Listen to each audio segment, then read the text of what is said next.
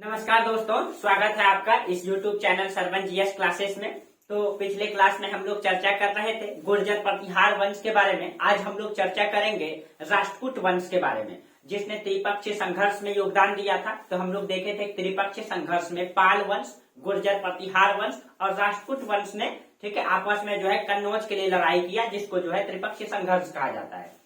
तो इसमें से हम लोग पाल वंश की चर्चा कर लिए, इसमें हम लोग गुर्जर प्रतिहार वंश को देख लिए। आज हम लोग चर्चा करेंगे राष्ट्रकूट वंश के बारे में। ठीक है, तो चलिए देखिए राष्ट्रकूट की अगर हम भौगोलिक कंडीशन को देखें तो देखिए उस समय पिछले क्लास में हम लोग चर्चा की थी। आपका नर्मदा नदी है, नर्मदा नदी के दक्षिण में दोस्तों यहाँ पे हुआ करता था चालुक्य वंश। ठीक है, इस क्षेत्रों में चालुक्य कई भागों में विभाजित था। ठीक है, यहाँ पे हुआ करता था चालुक्य वंश। यही चालुक्य का सामंत हुआ करते थे। ठीक है, सामंत हुआ करते थे और बाद में जब चालुक्य वंश कमजोर हो गया तो इसी का फायदा उठा करके चालुक्य का सामंत राष्ट्रकूट ने अपनी शक्ति को मजबूत कर लिया और एक समय में कहा जाता है कि पूरे दक्षिण भारत में अपना मजबूत स्थिति को बनाया। और यहीं पे इसी क्षेत्रों में राष्ट्रकूट की उत्पत्ति होती है। ठीक है, और ये पूरे दक्षिण भारत को जीतेगा। ठीक है, और बाद में यहाँ पे चोल वंश हुआ करता था। ठीक है, यहाँ पे आपका चोल वंश, हाँ यहाँ चोल वंश, और दक्षिण में आपका यहाँ पे पांड्य वंश। ठीक है, इसमें संघर्ष दिखाई देगा। और उत्तर भारत में हम लोग चर्चा कर लिए थे इस क्षेत्रों में गुर्जर प्रतिहार वंश, यहाँ पे आपका गुर्जर प्रतिहार वंश। ठीक है, अभी देखिएगा, अभी कंडीशन ये हो जाएगा। देखिए हम लोगों का मकसद है, ये जो इतिहास हम लोग पढ़ रहे हैं दोस्तों, ये पूर्व मध्यकाल है, यानी मध्यकाल का पहले का काल है। जो इस काल का इतिहास में बहुत सारा गुत्थियां हैं, जो बहुत सारे टीचर नहीं पढ़ाते हैं इसको, क्योंकि यहाँ से क्वेश्चन भी कम पूछा जाता है और बहुत गुत्थियां बना हुआ है ये। ठीक है, इसीलिए मध्य पूर्व काल को यानी पूर्व मध्य काल को पढ़ाना बहुत सारे टीचर छोड़ देते हैं। लेकिन ऐसा नहीं है दोस्तों, हम लोगों को पूरा इतिहास समझना भी है और इतिहास में कौन सा कालक्रम में भारत का कैसा राजनीतिक कंडीशन रहा है उसको भी जानना है। ठीक है, तब हम बेहतर नॉलेज ले पाएंगे इतिहास के बारे में, अपने देश के बारे में जान पाएंगे। तो मेरा मकसद सिर्फ ये एग्जाम को पास कराना नहीं है दोस्तों। ठीक है, हमको इतिहास को भी जानना है, प्लस में कुछ क्वेश्चन ऐसे भी रहते हैं जिससे इनसे पूछा जाता है। ठीक है, हाँ हालांकि कम ध्यान देते हैं एग्जामिनर इसमें, लेकिन हाँ क्वेश्चन तो पूछा जाता है। ठीक है, लेकिन हम लोगों को एक बेहतर नॉलेज भी लेना है। ठीक है, अगर आप अच्छे इतिहास के कि छात्र हैं, मैं भी इतिहास का छात्र हूँ। ठीक है, मुझे पढ़ने में बहुत रुचि लगती है इतिहास को। ठीक है, इसलिए मैं पढ़ाता भी हूँ। ठीक है, तो इसलिए मेरा मकसद है कि आप लोग भी भारतीय इतिहास को बेहतर तरीके से समझे, इसकी कंडीशन को जाने कि किस परिस्थिति में भारत का इतिहास कैसा रहा है, इसकी भौगोलिक कंडीशन में कैसा रहा है, किस भौगोलिक क्षेत्र में किस राजवंश की उत्पत्ति हुई है, किस तरीके से उसने सत्ता को संचालित किया है। ठीक है, तो देखिए दक्षिण में इस समय 3 राजवंश रहेगा, चोल, पांड्य और राष्ट्रकूट वंश। ठीक है, और ये इसमें संघर्ष दिखाई देगा। और इसी समय जब हम पिछले क्लास में गुर्जर प्रतिहार पढ़ाए तो गुर्जर प्रतिहार उत्तर में जब खत्म होगा, इसने पूरे उत्तर भारत को जीता, पिछले क्लास में चर्चा किए। यही गुर्जर प्रतिहार खत्म होगा दोस्तों, तो यही प्रतिहार का सामंत हुआ करता था। पिछले क्लास में हम चौहान के बारे में चर्चा भी किए थे। चौहान इसी का सामंत हुआ करता था इस क्षेत्र में, तो यहाँ पे आपका चौहान वंश आ जाएंगे। ठीक है, ये कन्नौज का क्षेत्रों में यहाँ पे आपका गढ़वाल वंश आ जाएंगे, गढ़वाल वंश। ठीक है, और ये मालवा का जो क्षेत्र है यहाँ पे चंदेल वंश आ जाएंगे, चंदेल वंश। ठीक है, और बंगाल में आपका सेन वंश आ जाएंगे, यहाँ पाल वंश के बाद सेन वंश। ठीक है, अब देखिए, और यहाँ पे ये दिखाई देगा चौहान वंश। ठीक है, और ये चंदेल वंश और गढ़वाल वंश, ये तीनों आपस में लड़ेंगे। ठीक है, और यहाँ पे आपका दिल्ली में था आपका तोमर वंश। ठीक है, इसकी दिल्ली की, ये आपका दिल्ली है, ये आपका दिल्ली है। ठीक है, और दिल्ली की स्थापना तोमर वंश के शासक हुआ करते थे, अनंगपाल तोमर ने किया है। ठीक है, अनंगपाल तोमर। ठीक है, तो यहाँ पे ये दिखाई देगा गढ़वाल और चौहान में संघर्ष दिखाई देगा, चंदेल में संघर्ष दिखाई देगा। यहीं पे आपका आ जाएगा परमार वंश, कई सारे वंश आएंगे जो हम आगे भी चर्चा करेंगे इस क्लास के बाद। ठीक है, ये आपसी संघर्ष करेंगे। यही चौहान वंश के राजा हुआ करते थे पृथ्वीराज चौहान, गढ़वाल वंश की जो राजा हुआ करते थे जयचंद की बेटी हुआ करती थी संयोगिता, उसी से प्रेम करते थे पृथ्वीराज चौहान। ठीक है, और जो उनको भरे कि राज दरबार से उठा करके ला लेते हैं, और इसमें आपसी संघर्ष छिड़ता है और उस संघर्ष का फायदा मोहम्मद गौरी उठाएंगे और इनको पराजित करके हिंदुस्तान में मुगल का आएगा, यानी कि अब मुगल आएंगे, ठीक है, इस्लाम शासक आएंगे और हिंदुस्तान में सल्तनत काल की नींव डालेंगे, ठीक है, और इन सबको पराजित करेंगे। तो अभी हम लोग पहले दक्षिण भारत, उत्तर भारत को हम लोग समझ लिए, दक्षिण भारत को समझते हैं, ठीक है। तो दक्षिण भारत में हम लोग को देखना है राष्ट्रकूट वंश के बारे में, जिसने त्रिपक्षीय संघर्ष में भी भाग लिया था, ठीक है। तो चलिए देखिए दोस्तों, ये जो राष्ट्रकूट है आपका, ठीक है, राष्ट्रकूट का अर्थ होता है, राष्ट्र का अर्थ क्या होता है? प्रांत, किसी भी राष्ट्र, ठीक है। तो देखिए इसको अगर हम समझें तो राष्ट्र का अर्थ होता है प्रांत, प्रांत, ठीक है। और कूट का अर्थ होता है पति, पति। इसका मतलब राष्ट्रकूट का मतलब अर्थ होता है प्रांतपति, प्रांतपति। तो ये माना जाता है दोस्तों, ये जो राष्ट्रकूट है, ये राष्ट्रकूट पहले एक पोस्ट हुआ करता था, जैसे मतलब कि तहसीलदार एक पोस्ट है, दरोगा एक पोस्ट है ना। तो राष्ट्रकूट के बारे में कहा जाता है कि ये भी इतिहासकार का मानना है कि राष्ट्रकूट पहले एक पद था, ठीक है, यानी एक पोस्ट था। ये पोस्ट इतना मजबूत हो गया धीरे धीरे, इसने अपनी इतनी मतलब कि स्थिति को इतना मजबूत कर लिया कि कहा जाता है आगे चल करके यही राष्ट्रकूट जो है, यही राष्ट्रकूट धीरे धीरे जाति में कन्वर्ट हो गया, ठीक है। तो पहले देखिए ये प्रांतपति, यानी कि प्रांतपति जो है एक पोस्ट हुआ करता था, यानी राष्ट्रकूट जो है प्रांतपति था, मतलब राष्ट्रकूट का मतलब होता था, प्रांतपति को राष्ट्रकूट कहा जाता था। जैसे तहसील का प्रमुख को तहसीलदार कहते हैं, गांव का प्रमुख को मुखिया कहते हैं, उसी तरीके से प्रांत का जो प्रांतपति जो होता था उसको राष्ट्रकूट कहा जाता था, यानी राष्ट्रकूट एक पद पोस्ट था। और यही प्रांतपति, यही राष्ट्रकूट बाद में जाकर के किस में कन्वर्ट हो गया? जाति में, ठीक है। यही जो है बाद में जाति में कन्वर्ट हो गया, ठीक है। और जब ये जाति में कन्वर्ट हुआ तो किस जाति में ये आया, किस जाति में आया? तो इसके लिए एक अभिलेख आया है, राष्ट्रकूट का एक अभिलेख है, राघनपुर अभिलेख, ठीक है। तो ये जो है किस जाति में आया, इसके बारे में है, राघनपुर अभिलेख में दिया गया है, राघनपुर अभिलेख। राघनपुर अभिलेख में इसको जो है राष्ट्रकूट को मतलब कि यादव, सात्विक यादव जाति से इसको कहा गया है, यानी कि यादव में कौन सा यादव है? सात्विक यादव, सात्विक यादव जाति से इसको जोड़ा गया है। एक सेकंड दोस्तों, इंक डालने, एक मिनट, इसके लिए मैं क्षमा चाहता हूं दोस्तों, क्योंकि पहले कर लेना था।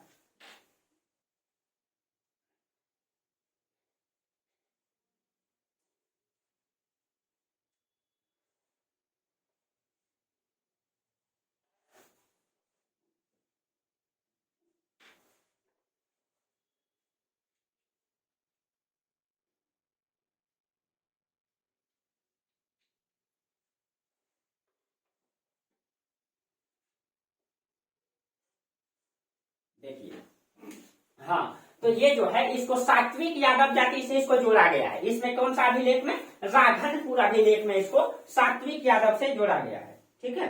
चलिए अब ठीक, देखिए उसके बाद देखिए, तो अलग अलग इतिहासकारों ने इस तरीके से माना गया है कि राष्ट्रकूट पहले एक पोस्ट था, ठीक है, यही पोस्ट धीरे धीरे जाति में कन्वर्ट हो गया, ठीक है। और राघनपुर अभिलेख में इसको सात्विक यादव जाति से जोड़ा गया है। लेकिन अलग अलग इतिहासकार ने जो है इसको अलग अलग मतलब की तरीके से मतलब इसका उत्तर देने का प्रयास किए हैं, अलग अलग तर्क देने का प्रयास किए। जैसे अशोक का अभिलेख में जो है राष्ट्रकूट के लिए एक शब्द है, रठिक शब्द का इस्तेमाल किया गया है, ठीक है। इसमें अशोक के अभिलेख में एक शब्द आया है रठिक, अशोक के अभिलेख में रठिक शब्द आया है, रठिक, ठीक है। ये रठिक शब्द अशोक के अभिलेख में आया है। और अल्तेकर महोदय ने, वर्तमान इतिहासकार अल्तेकर महोदय का मानना है कि यही रठिक से जो है आगे चल करके राष्ट्रकूट जाति की उत्पत्ति हुई है, ठीक है। यही इसका ये किस कौन कहते हैं? अल्तेकर महोदय, अल्तेकर, इनका मानना है कि यही रठिक जाति से आगे चल करके क्या बन गया? राष्ट्रकूट बन गया। ये इनका तर्क है, ये अल्तेकर महोदय का तर्क है, ठीक है। और एक इतिहासकार है सीबी वैद, सीबी वैद के अनुसार राष्ट्रकूट जो है दक्षिण में मराठों का पूर्वज हुआ करता था, ठीक है। तो सीबी वैद का कहना है कि जो ये राष्ट्रकूट है ये पहले किसका मतलब कि पूर्वज हुआ करता था? मराठों का पूर्वज हुआ करता था, ठीक है, मराठों का पूर्वज हुआ करता था, यानी कि मराठा से पहले ये राष्ट्रकूट थे। ये किनका कहना है? सीबी वैद महोदय का कहना है, ठीक है। देखिए अरब लेखक हैं एक दो गो, ठीक है, अरब लेखक में अल मसूदी और सुलेमान है, उनका वो जो है राष्ट्रकूट को बलहर कहते हैं, ठीक है। यही राष्ट्रकूट को, ठीक है, जो अरब लेखक हैं अरब लेखक में दो हैं, एक आपका सुलेमान और एक आपका अल मसूदी। ठीक है, इनका मान, इन दोनों का, ये दोनों जो है राष्ट्रकूट को क्या कहते हैं, बलहर कहते हैं। हालांकि इसका अर्थ अभी तक पता नहीं चल पाया है कि इस बलहर का मतलब क्या होता है, लेकिन ये इन लोगों को बलहर कहते हैं। ठीक है, बलहर कहते हैं। ठीक है, चलिए देखिए, तो ये तो इनकी उत्पत्ति के बारे में हो गया। ठीक है, तो हम लोग इसके मतलब कि अब देखिए इसका संस्थापक कौन रहे। ठीक है, राष्ट्रकूट वंश का संस्थापक कौन रहे, ये तो हम लोग जाने कि राष्ट्रकूट कहाँ से आए, इसकी उत्पत्ति के बारे में। ठीक है, चलिए अब हम लोग जानते हैं इसके संस्थापक कौन रहे। और आप लोग एक एक करके ऊपर से नीचे लिखते चलेंगे। ठीक है, बाकी आप लोग को नोट्स भी मिल ही जाता है। ठीक है, अब कहीं दिक्कत हो तो आप लोग कमेंट कर सकते हैं। चलिए देखिए, अब इसके अगर हम संस्थापक की बात करें, राष्ट्रकूट वंश के संस्थापक जो है, इसका संस्थापक थे दंती दुर्ग। ठीक है, दंती दुर्ग ये संस्थापक थे, दंती दुर्ग राष्ट्रकूट वंश के। ठीक है, और ये कहा जाता है ये बादामी के चालुक्य के पहले सामंत हुआ करते थे। तो अभी हम पहले चर्चा कर दिए दोस्तों, ये चालुक्य के सामंत थे। ठीक है, ये जो है सामंत थे, यानी कि पूर्ण रूप से जो है ये स्वतंत्र नहीं थे, दंती दुर्ग। ठीक है, और ये भी कहा जाता है कि चालुक्य वंश के राजा, ठीक है, चालुक्य वंश के राजा यानी चालुक्य वंश के राजा हुआ करते थे विक्रमजीत द्वितीय। ठीक है, इसके राजा हुआ करते थे विक्रमजीत द्वितीय। ठीक है, विक्रमजीत द्वितीय कहा जाता है, एक बार दक्षिण अभियान में गए थे। ठीक है, ये मतलब कि ये जो है कांची पर जब आक्रमण किया था, ठीक है, तो दंती दुर्ग ने इसका साथ दिया था। यानी कि राष्ट्रकूट शासक उस समय कौन थे, दंती दुर्ग। यानी कि कहा जाता है जब चालुक्य शासक ने, कांची कहाँ पड़ता है आपका, तमिलनाडु में, यहाँ जब आक्रमण किया था तो सामंत राजा क्या होते हैं, सामंत राजा का मतलब हो गया बड़े राजा के अंतर्गत। मान लीजिए ये बड़ा राजा, ये पूरे राज्य है, इस राज्य के अंतर्गत बहुत सारा छोटा छोटा राज्य है, तो ये पूरे मतलब के राज्य का एक मालिक होगा जो बड़े राजा कहलाएगा, जो स्वतंत्र रहेगा। और इस राजा के अंतर्गत ये छोटा छोटा राज्य रहेगा, ये छोटा, यानी ये राज्य जो है बड़े राजा का अधीन है। ठीक है, स्वतंत्र नहीं, इसी को सामंत राजा कहते हैं। जब बड़े राजा कोई भी काम करेंगे, दूसरे राज्य में आक्रमण करेंगे, इस सब को इनका सहयोग करेगा। ठीक है, सबको इनका सहयोग करेगा, तो उसी में कहा जाता है, तो कहीं इनका अधीनता स्वीकार करते हैं तब तो सहयोग करेगा। तो उसी में कहा जाता है कि जब विक्रमजीत द्वितीय यानी चालुक्य राजा विक्रमजीत द्वितीय जब कांची अभियान में गए थे, तो राष्ट्रकूट शासक दंती दुर्ग ने उसका सहयोग किया था। इसका मतलब ये यहाँ पे दर्शाता है कि कहीं कहीं ये सामंत अवस्था में थे। ठीक है, सामंत के रूप में थे। ठीक है, अब देखिए इसके बाद और कहा जाता है ये वल्लभी के चालुक्य हुआ करते थे। ठीक है, यहीं पे गुजरात का जो वल्लभी का चालुक्य है आपका, वल्लभी का चालुक्य जब धीरे धीरे कहा जाता है कमजोर पड़ने लगा, ठीक है, उनकी स्थिति जब ठीक नहीं रहने लगी, तो दंती दुर्ग ने जो है अपना, इसमें कहा गया पटबंध संस्कार करा लिए। यानी कि जब चालुक्य शासक की स्थिति जो है कमजोर होने लगी, ठीक है, कमजोर होने लगी, यानी कि होता क्या था, मान लीजिए इस राजा के अंतर्गत बहुत सारे छोटे छोटे राजा हैं, ये बड़े राजा है, जब बड़े राजा कमजोर होने लगता था, यानी इसकी कोई मतलब सम्मान नहीं रह जाता, उनके पास ताकत कम हो जाता था, तो ये सब छोटे छोटे राजा जो अपने आप को स्वतंत्रता की घोषणा कर लेते थे, हम भाई आपके अधीन नहीं है। ठीक है, तो उसी में कहा जाता है कि जब ये चालुक्य राजा कमजोर हो गए, तो दंती दुर्ग ने अपना पटबंध संस्कार करा लिया। ठीक है, पटबंध संस्कार, तो आप लोग यहाँ पे लिखेंगे। ठीक है, इसने क्या किया, देखिए पटबंध संस्कार, देखिए पटबंध संस्कार, राष्ट्रकूट वंश में जो है जो अपना राज्याभिषेक होता था, ठीक है, राज्यारोहण होता था या राज्याभिषेक होता था, उसी को राष्ट्रकूट में पटबंध संस्कार कहा गया है। ठीक है, पटबंध संस्कार का मतलब होता है राज्यारोहण। जब एक राजा जो है अपने गद्दी ग्रहण करता है, तो वह राज्यारोहण करता है, गद्दी को धारण करता है।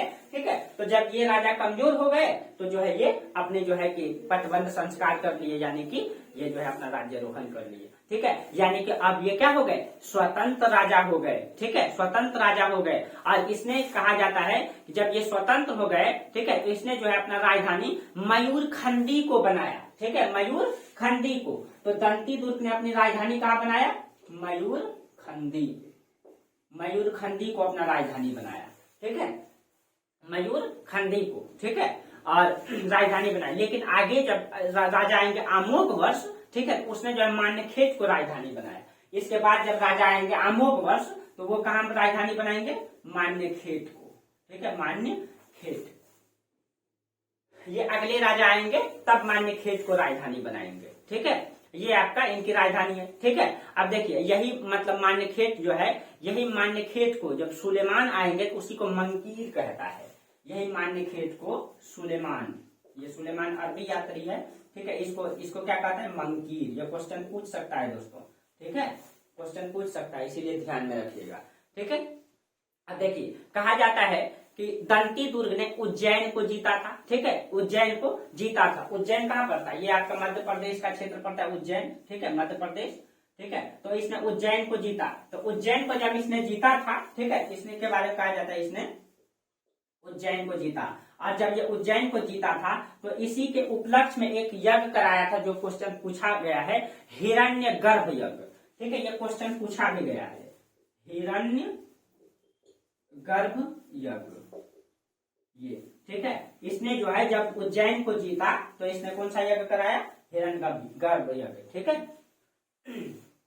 देखिए, और इस यज्ञ में कहा जाता है प्रतिहारों ने द्वारपाल की भूमिका निभाया था।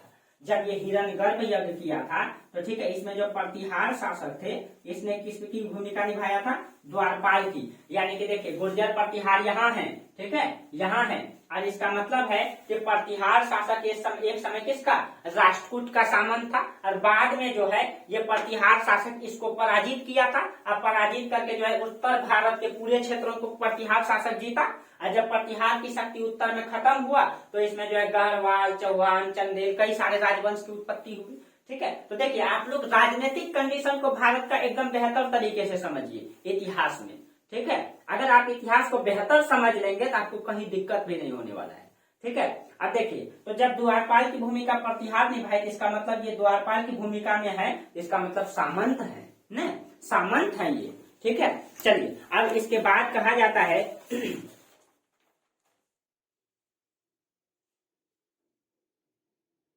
एक सेकंड तो देखिए, इसके बाद कहा जाता है जब इसने हिरण्यगर्भ यज्ञ कराया, इसके बाद इसने एक और यज्ञ कराया था, उसको कहा जाता है तुला पुरुष दान यज्ञ। यह क्वेश्चन पूछा तो नहीं गया लेकिन पूछ सकता है। इसके बाद इसने तुला पुरुष दान यज्ञ कराया था, तुला पुरुष दान यज्ञ, यह क्वेश्चन पूछ सकता है, तुला पुरुष दान यज्ञ किसने कराया, ठीक है। तो ये आपका हो जाएगा दंती दुर्ग ने, ठीक है। अब हाँ दंती दुर्ग, और इसी ने एलोरा में जो है दशावतार मंदिर बनाया था। याद रखिएगा ये क्वेश्चन बहुत इंपॉर्टेंट है, ठीक है। इसी ने दंती दुर्ग ने ही एलोरा में जो है दशावतार, अभी बताएंगे एलोरा का मंदिर किसने बनाया। एलोरा में एक मंदिर है दशावतार मंदिर, दशावतार मंदिर, ठीक है, दशावतार मंदिर इसने बनवाया था, एलोरा में दशावतार मंदिर, ठीक है। तो ये आपका ये इतनी उपलब्धि आपका किसका है, दंती दुर्ग का है। और दंती दुर्ग के बाद जो शासक बने हैं ये कृष्ण प्रथम शासक बने हैं, ठीक है। चलिए अब हम लोग देखते हैं कृष्ण प्रथम के बारे में, और आप लोग एक एक करके इसको जो है लिखेंगे।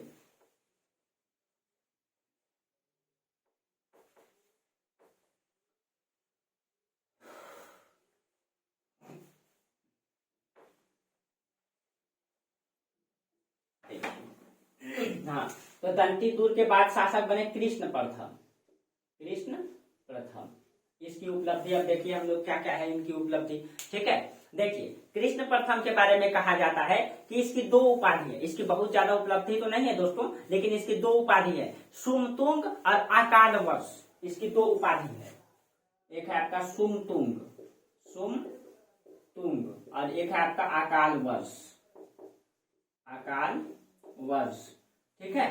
अब देखिए यही कृष्ण प्रथम के बारे में कहा जाता है कि इसने एलोरा का कैलाश मंदिर का निर्माण किया था। और आपको पता है कि एलोरा का कैलाश मंदिर, ठीक है, एलोरा का कैलाश मंदिर, ये क्वेश्चन कितना बार पूछा गया है, ठीक है, कितना बार पूछा गया है, क्योंकि ये मंदिर दोस्तों, ठीक है, ये एकात्मक मंदिर है, ये शिव मंदिर है, ये एकात्मक मंदिर है। इसमें क्या किया गया है, जो महाराष्ट्र में पड़ता है, एलोरा जो है महाराष्ट्र में पड़ता है, एलोरा की पहाड़ी को, एक पूरा पहाड़ को काट करके, एक ही पहाड़ को मंदिर का डिजाइन दे दिया गया है, ठीक है। और ये कलात्मक दृष्टि से इतना इंपॉर्टेंट है कि हर क्षेत्र में क्वेश्चन पूछा जाता है, ठीक है, कला की दृष्टि से। आप लोग इसको गूगल में सर्च मार के देखिएगा, इमेज में जाकर के, कि मतलब एलोरा का कैलाश मंदिर किस तरीके से भव्य बनाया गया है। यानी एक ही पहाड़ को काट करके उसको पूरा डिजाइनिंग कर दिया गया है, उसको एकात्मक मंदिर कहा जाता है।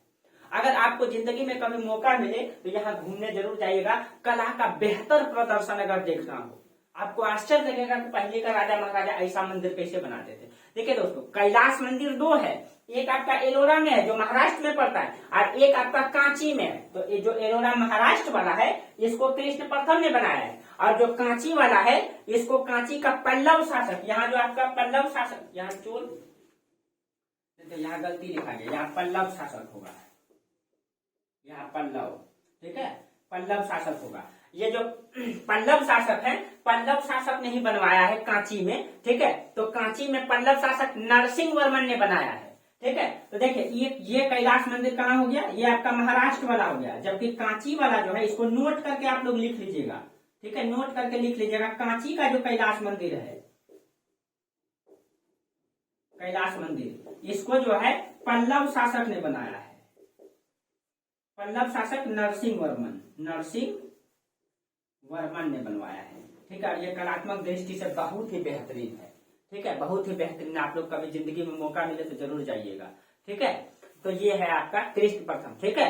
और ये एकात्मक मंदिर है, ये बेसर शैली में निर्मित मंदिर है, जो एक ही पहाड़ को काट के बनाया गया है, ठीक है। ये कौन शैली में है, बेसर शैली। तो मंदिर निर्माण के 3 शैली होते हैं, आप लोग कमेंट करके बताइएगा कौन कौन शैली होता है, ठीक है। फिर हम आर्ट एंड कल्चर में पढ़ाएंगे, ठीक है, मथुरा कला शैली क्या है, ठीक है। मंदिर निर्माण के 3 शैली है, नागर शैली, बेसर शैली, द्रविड़ शैली, ठीक है। अब इसका विशेषता क्या है, अगर आप लोग जानते हैं कमेंट जरूर कीजिएगा, नहीं तो हम आपको बताएंगे ही, ठीक है। चलिए उसके बाद तो कृष्ण फर्स्ट के बाद शासक बनते हैं ध्रुव प्रथम, ठीक है, ध्रुव प्रथम। तो यहीं पे हम लिख देते हैं इधर ध्रुव प्रथम। अब देखिए इसका क्या क्या मतलब की उपाधि है, ठीक है। इसकी जो उपाधि है इसको कवि वल्लभ कहा गया है, ठीक है। इसको निरूपम कहा गया, इसको धारावर्ष कहा गया है। कहीं कहीं जो है इसके समय में पहली बार कहा जाता है, ठीक है, पहली बार उत्तर की तरफ से हस्तक्षेप किया गया था, ठीक है। और ये मतलब ध्रुव प्रथम के बारे में बहुत ज्यादा जानकारी तो नहीं है, लेकिन इसकी जो उपाधि है कवि वल्लभ, इसकी उपाधि है निरूपम, धारावर्ष, ठीक है। तो कवि वल्लभ, निरूपम, धारावर्ष, ठीक है। ये इनकी उपाधि है, ठीक है, ये इनकी उपाधि है। और इसी के समय जो है उत्तर से पहली बार जो है ये किया गया था, ठीक है, यानी हस्तक्षेप किया गया था इसी के समय, ध्रुव प्रथम के समय। और ध्रुव प्रथम के बाद कहा जाता है एक बहुत ही योग्य राजा आए थे, गोविंद तृतीय, ठीक है। गोविंद तृतीय जो है कहा जाता है बहुत ही योग्य राजा थे, और इसके समय जो है इसका राजनीतिक विस्तार बहुत लंबा दिखाई देता है, ठीक है। तो ध्रुव प्रथम के बाद गोविंद तृतीय।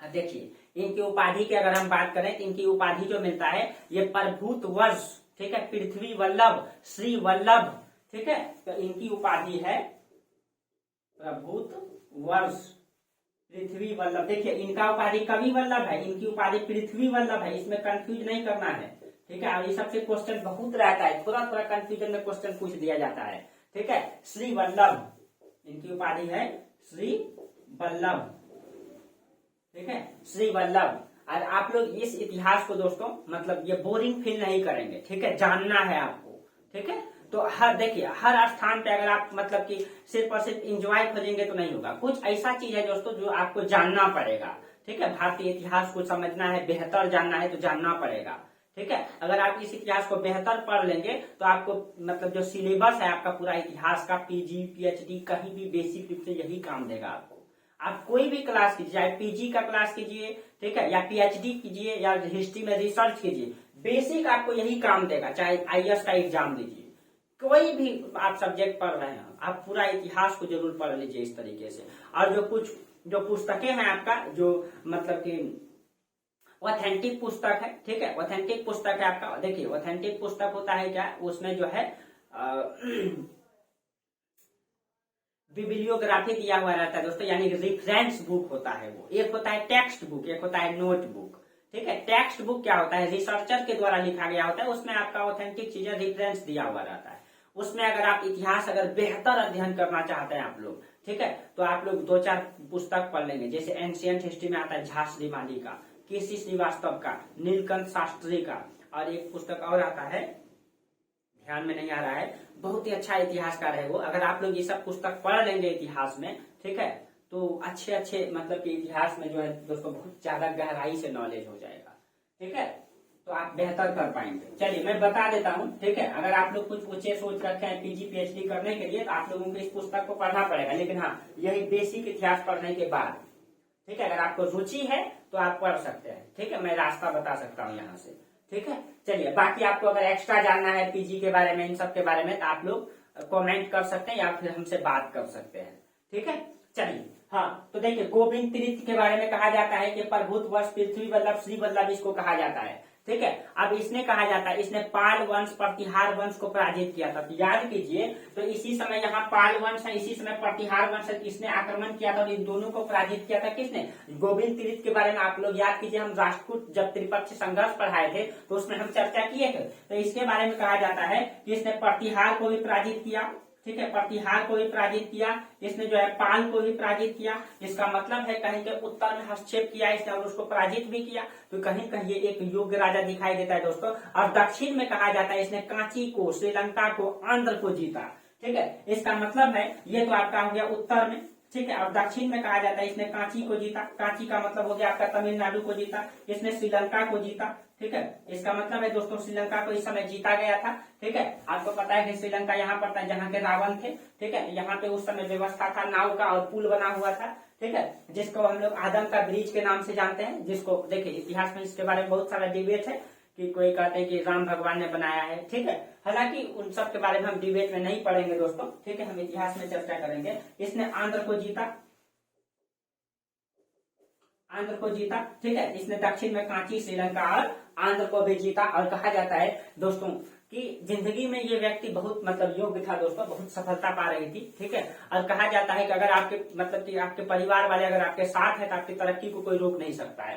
ठीक है, और ये व्यक्ति कहा जाता है उत्तर भी अभियान कर रहा था दोस्तों, दक्षिण भी अभियान कर रहा था और इतना बेहतर योग्य शासक था कि पूरे इसने दक्षिण भारत को जीता, यहाँ तक कि श्रीलंका को जीता। कहते हैं दोस्तों आप पूरी दुनिया से तो जीत सकते हैं, लेकिन अपने ही अगर आपके दुश्मन हो जाएंगे तो उससे जीत नहीं पाएंगे। तो इसने कहा जाता है कि इनका भाई जो था दोस्तों, इनका भाई का नाम था इनका भाई का नाम था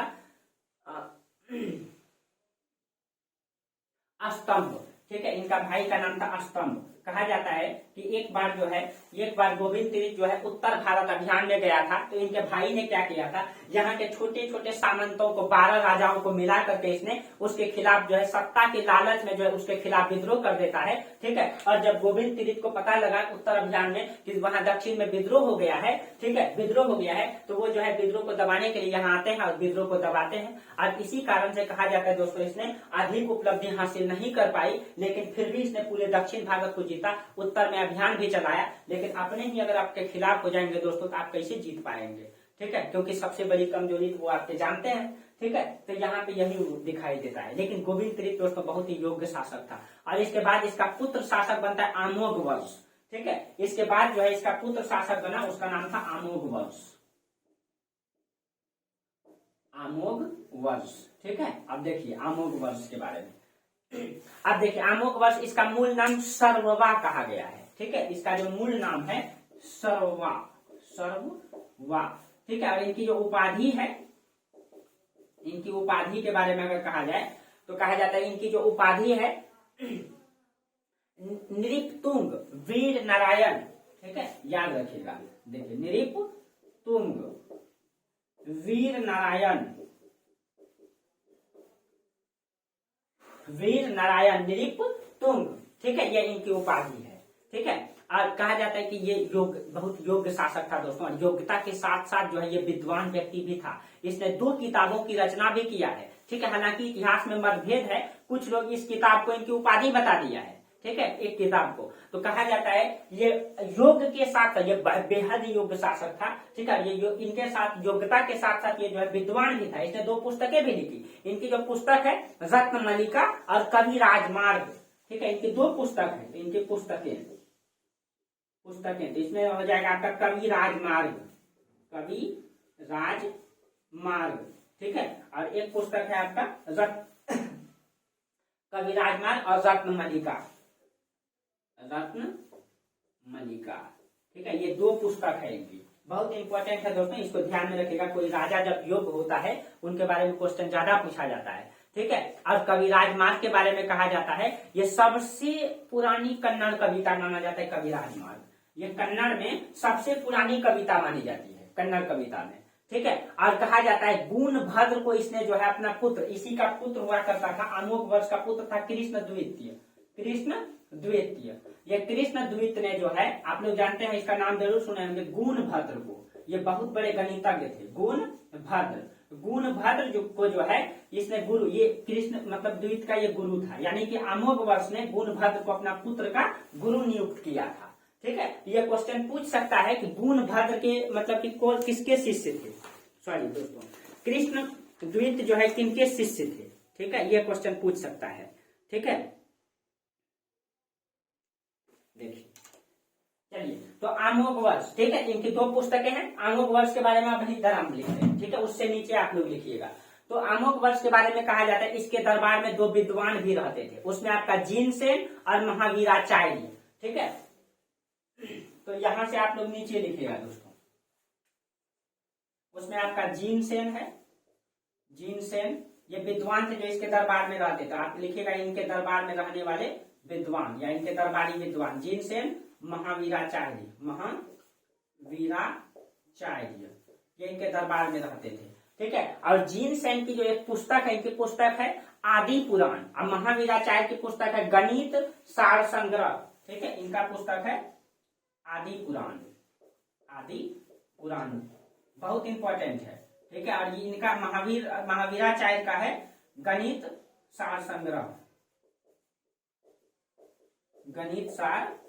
ये बहुत इंपॉर्टेंट है दोस्तों। ये सबको एकदम आप लोग नोट करके रखिएगा, ठीक है। ये सब डाटा शायद ही कहीं मिलेगा आपको, ठीक है। आदि पुराण, गणित सार संग्रह। और ये जो महावीराचार्य है ये बहुत बड़े गणितज्ञ थे, ठीक है, बहुत बड़े महान गणितज्ञ थे और एक लेखक भी थे ये, ठीक है, एक लेखक भी थे, ठीक है। और इसी के दरबार में ये एक गणितज्ञ थे, बहुत बड़े गणितज्ञ थे,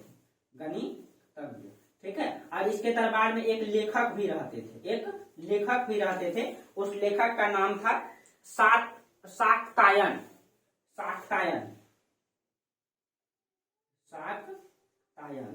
ठीक है। और ये शाक्तायन की एक पुस्तक भी है, ठीक है, अमोघ वृष्टि। इनकी पुस्तक है अमोघ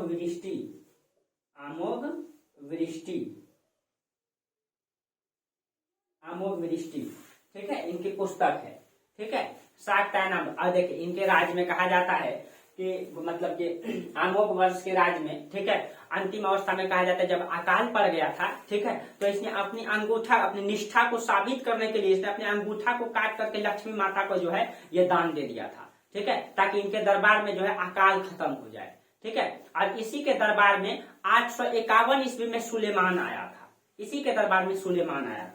ठीक है। चलिए, तो इसको हम मिटा देते हैं, फिर आगे लिखते हैं।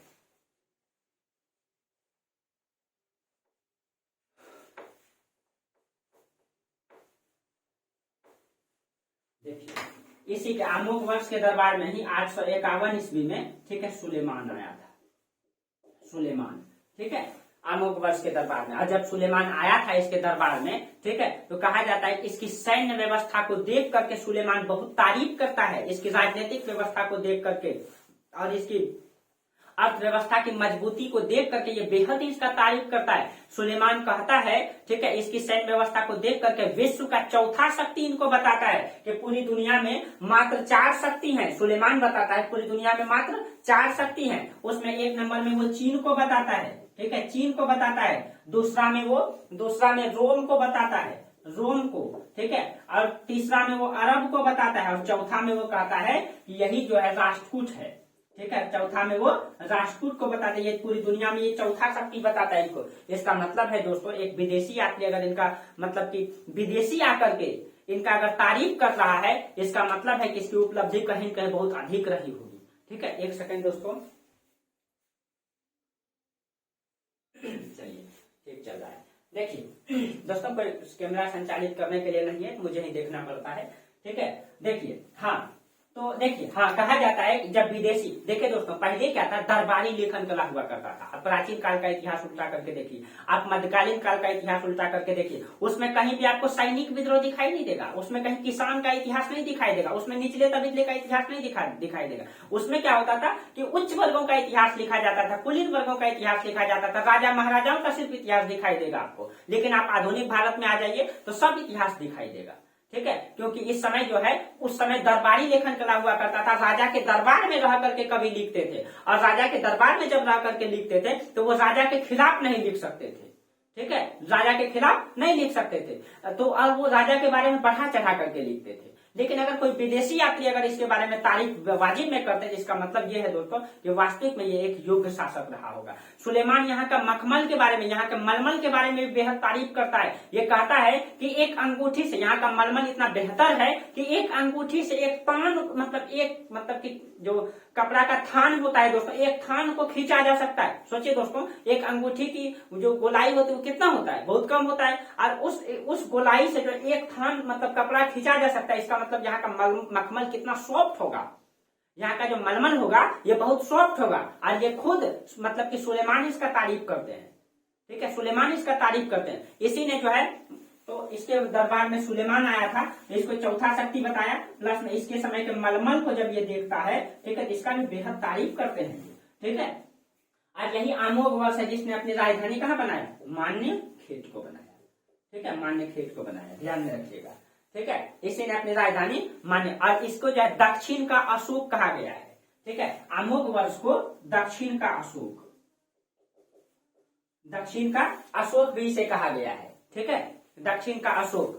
ठीक है, और इसके बाद जो राजा बनता है इसका पुत्र कृष्ण द्वितीय। ठीक है, इसी का पुत्र हुआ कौन, कृष्ण द्वितीय।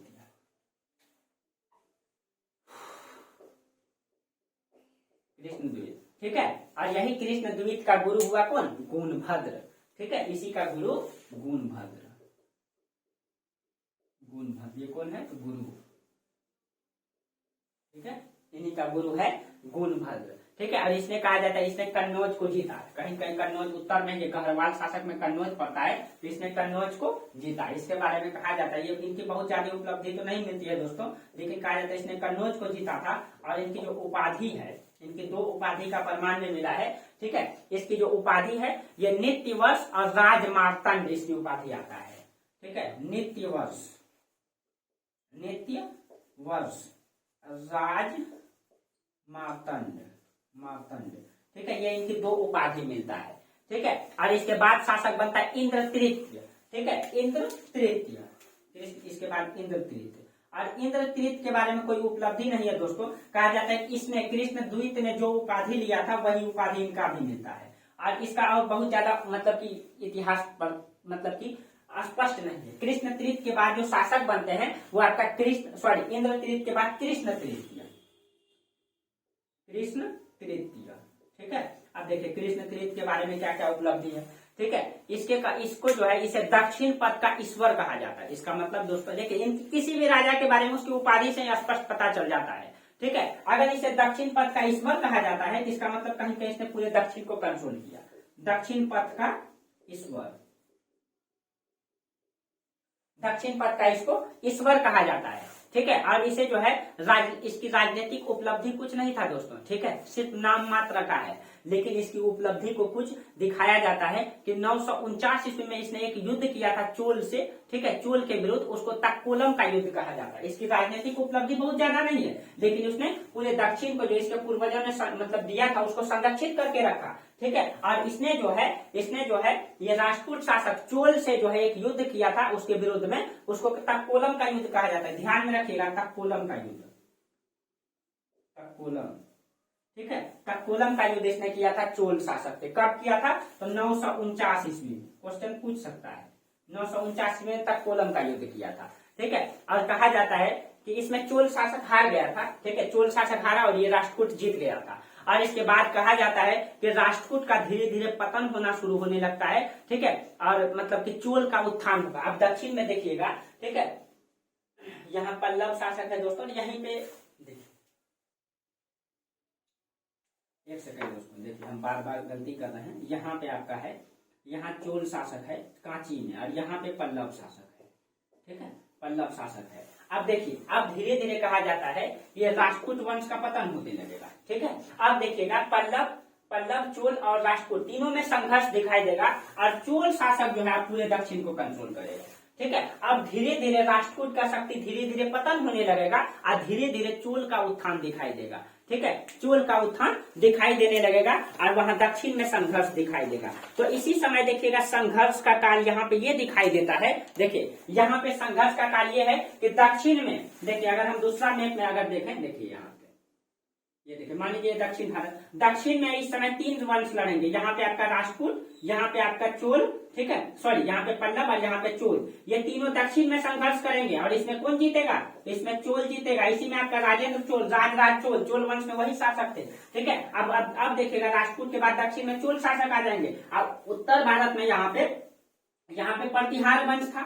यहाँ पे प्रतिहार वंश है। जब प्रतिहार वंश की सत्ता समाप्त होगी तो यहीं पे इसी का सामंत था चौहान। ये अब आ जाएंगे चौहान। कन्नौज में आ जाएंगे गहरवाल। ठीक है, यहाँ पे सेन, यहाँ चंदेल। और इस तरीके से भारत का राजनीतिक इतिहास आपको दिखाई देगा। ठीक है, राजनीतिक इतिहास दिखाई देगा आपको। तो देखिए, कृष्ण तृतीय के बाद जो है इसकी उपलब्धि धीरे धीरे समाप्त होने लगती है, और उसके बाद शासक बनता है गोविंद चतुर्थ।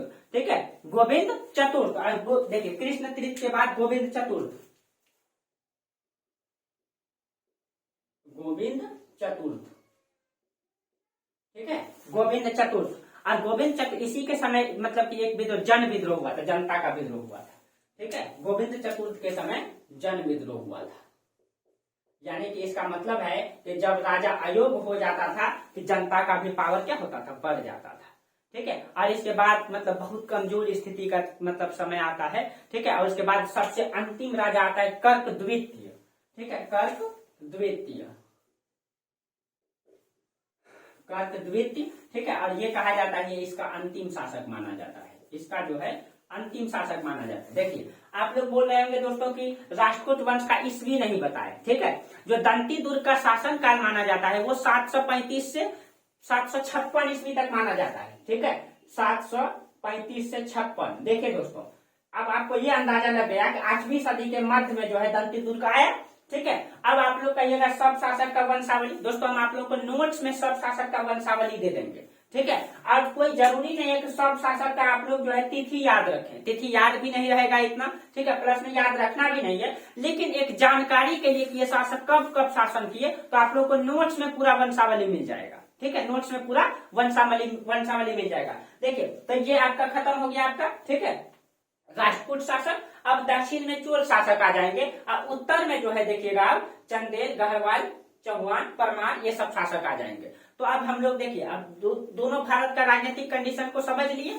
आगे हम लोग अब पढ़ेंगे, या तो हम चौहान वंश पढ़ाएंगे आपको, और चौहान वंश के समय जो है आपका इधर से मुगल का आक्रमण होगा, तो हम या तो इस्लाम की उत्पत्ति पढ़ाएंगे या चौहान वंश पढ़ाएंगे। ठीक है, तो देखिए हम अपने अनुसार से देखेंगे कि किस तरीके से आपको पहले इस्लाम की उत्पत्ति पढ़ा देना ठीक रहेगा या चौहान पढ़ाना ठीक रहेगा। देखिए दोस्तों, हमको लगता है कि पहले इस्लाम की उत्पत्ति पढ़ाना ठीक रहेगा, क्योंकि बाद ये इसी के समय इस्लाम आक्रमण होगा गौरी का। तो पहले हम ये जान लेंगे कि इस्लाम आया कहाँ से, तब वो आक्रमण करेगा तो बेहतर समझ में आएगा। ठीक है, तो चलिए अगले क्लास में हम अपने तरीके से देख लेंगे जो आपको बेटर, देखिए मेरे तरफ से जो बेटर लगेगा, ठीक है, कि ये रास्ता सही होगा तो हम उसी अनुसार से काम करेंगे। ठीक है, चलिए, तो ये आपका राष्ट्रकूट वंश क्लियर हो गया। ठीक है, भारत का इतिहास को बेहतर तरीके से समझना है तो मेरा चैनल को एकदम पकड़ लीजिए, इतिहास में कहीं दिक्कत नहीं होने देंगे। ठीक है, चलिए दोस्तों, आज हम लोगों का क्लास यहीं तक रहने दीजिए। ठीक है, फिर हम लोग अगले क्लास में चर्चा करेंगे। ठीक है, चलिए, तब तक के लिए आप लोगों को बहुत बहुत धन्यवाद। Thank you.